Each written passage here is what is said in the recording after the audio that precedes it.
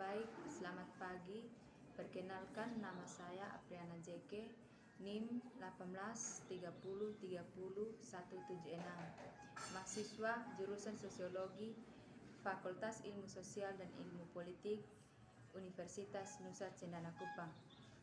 Baik, pada video kali ini saya akan membuat video parodi untuk kesekian kalinya yang menjelaskan materi yang berkaitan dengan metode penelitian sosial, di mana dalam video ini saya akan melibatkan teman saya untuk memberikan beberapa pertanyaan tentang materi yang saya review dalam minggu ini yang berkaitan dengan metode penelitian sosial dalam masyarakat.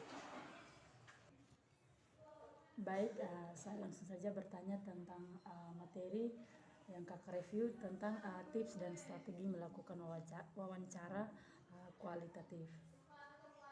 Oke, baik, terima kasih. Saya langsung saja menjelaskan tentang materi yang saya review dalam minggu ini, di mana dalam minggu ini saya mereview tentang materi tips dan strategi melakukan wawancara kualitatif, di mana ada beberapa hal atau tips dan strategi dasar untuk memenuhi dalam melakukan wawancara kualitatif, yaitu yang pertama, kita harus membuat pertanyaan wawancara secara singkat dan bersifat percakapan. Hindari pertanyaan wawancara yang bertele-tele, yang berisi begitu banyak jargon sehingga pada saat kita menyelesaikan pertanyaan, orang yang diwawancarai tidak bingung tentang maksud pertanyaan yang akan kita tanyakan kepada narasumber. Kemudian yang berikut, kita harus batasi 1 poin pertanyaan per pertanyaan.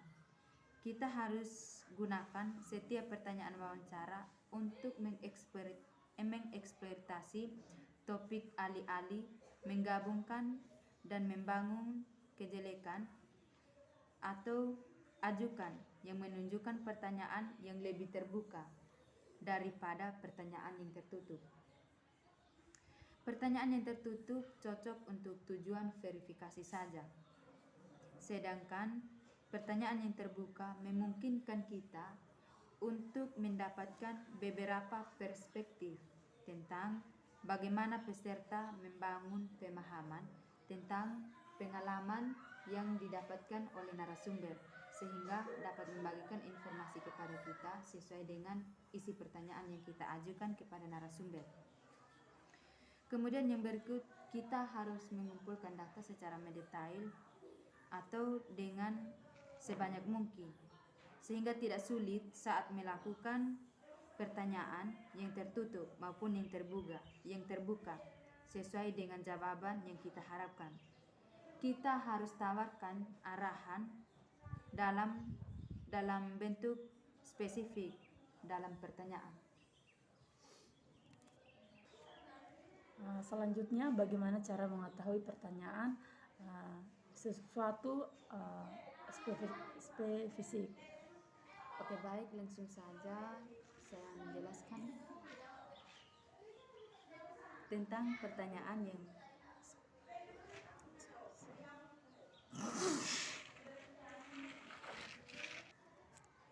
Oke, baik, apa yang dimaksud dengan wawancara narasi, Kak? Oke, baik, terima kasih untuk pertanyaannya.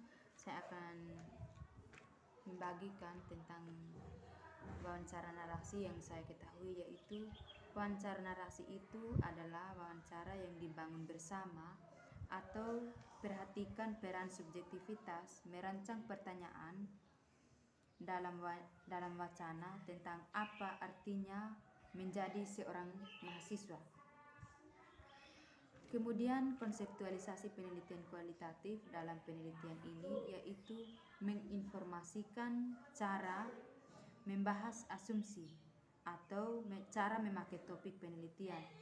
Mungkin yang lebih detailnya yaitu mengklaim netralitas nilai akan menjadi tidak jujur secara intelektual, karena sebagai manusia kita memiliki nilai, dan jika kita benar-benar menjadi netral dengan nilai yang kita miliki, maka kepercayaan atau asumsi orang lain terhadap kita dapat mempercayakan sesuatu yang lebih besar lagi ketika kita sudah berani melakukan hal-hal yang kecil, yaitu kita akan menjadi atau melakukan wawancara dengan hal-hal yang lebih besar lagi. Kita menanyakan informasi yang lebih penting sesuai dengan keinginan kita atau apa yang kita inginkan begitu.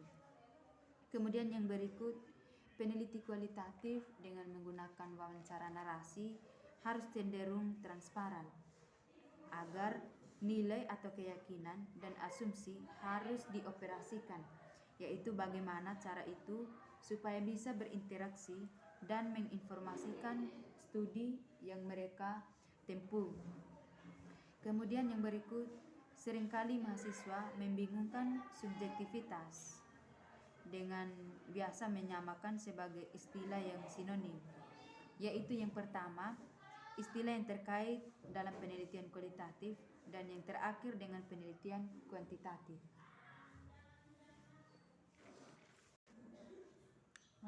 Mengapa karakteristik ini bergantung pada bakat dan keterampilan, Kak?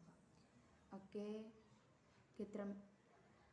bakat harus bergantung pada keterampilan, yaitu karena peneliti harus memiliki tekad untuk menunjukkan bahwa dia seorang peneliti, yaitu dia harus memiliki keterampilan yang lebih agar dapat mengetahui apa yang harus dia tanyakan kepada narasumber, sehingga harus mengklaim netralitas dan nilai atau keyakinan agar benar-benar mewujudkan apa yang ia harapkan tentang data atau informasi yang ingin didapatkan oleh peneliti kepada narasumber.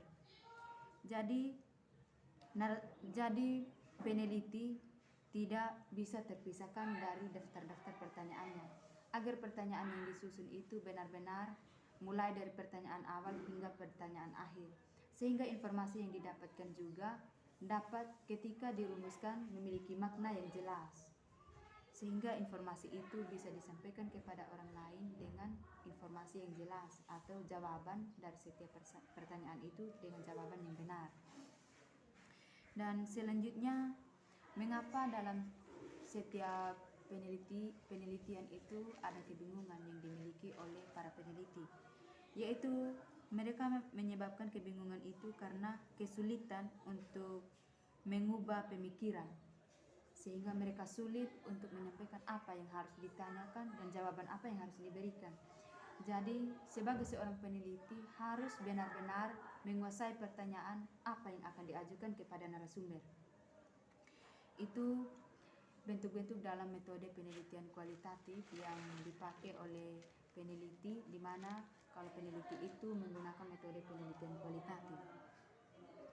Kemudian yang berikut, kata-katanya harus jelas agar ketika digunakan dalam penelitian kualitatif tidak digunakan dengan cara yang sama atau sama sekali, atau digunakan saat ini bukan jika digunakan di masa lalu, yang mendorong kita untuk memasukkan kekosakkan baru saat melakukan penelitian kualitatif dengan tidak menggunakan kata-kata meragukan tercantum dalam istilah-istilah tersebut, sehingga muncul berdampingan apa yang dimaksudkan sebagai pengganti satu sama lain. Sebaliknya, kata-kata di sisi kanan adalah kata-katanya yang umum digunakan dalam penelitian kualitatif. Di sini saya akan menyarankan, yaitu harus mendapatkan salinan konseptualisasi penelitian kualitatif untuk memikirkan tujuan dari penelitian itu sendiri, sehingga tidak mendapatkan informasi yang bertele-tele dan kemungkinan bisa terdengar seperti sedikit non-aktif kalimat. Apa tujuan dari peneliti mengharapkan dua kemungkinan saja? Oke, baik. Yang diharapkan dari peneliti, dia mengharapkan dua kemungkinan saja, yaitu dia mengharapkan jawaban dari akhir setiap pertanyaan yang ia ajukan kepada narasumber. Kemudian jawaban tersebut akan terbatas pada ruang karena mempengaruhi pengalaman belajar atau tidak mempengaruhi pengalaman belajar.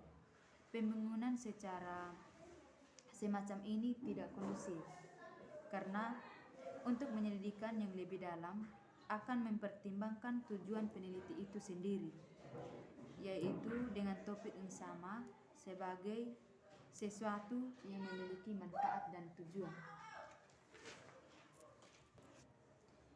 Demikian penjelasan singkat materi yang saya review dalam minggu ini bersama teman saya Mona Lisa Ribu yang telah membantu saya dalam menyusun pertanyaan untuk bertanya tentang materi yang saya review. Selamat menonton, semoga bermanfaat bagi teman-teman yang menonton. Terima kasih.